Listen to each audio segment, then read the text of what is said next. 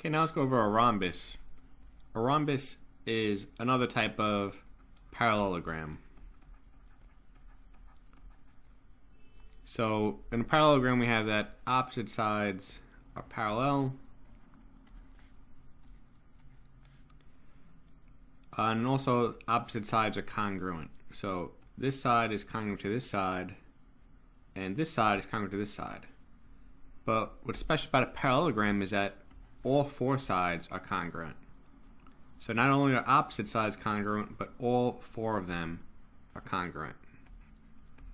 Let's give these vertices some letters, and let's draw some diagonals.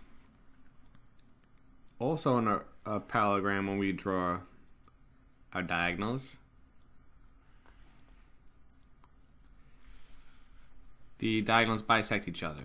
So a rhombus has diagonals that bisect each other also. So these are congruent. Let's use a different sign, and these are congruent. But something else that happens in a rhombus is when these diagonals intersect, we get right angles. The diagonals are perpendicular to each other.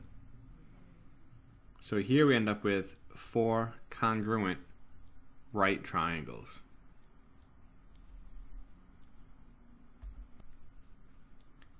And we have that this angle is congruent to this angle, and this angle is congruent to this angle, because this diagonal bisects this angle A. So angle BAD is bisected, angle BCD gets bisected. Also, this diagonal bisects these two angles, angle ABC and angle ADC, such that these two angles are congruent and these two angles are also congruent.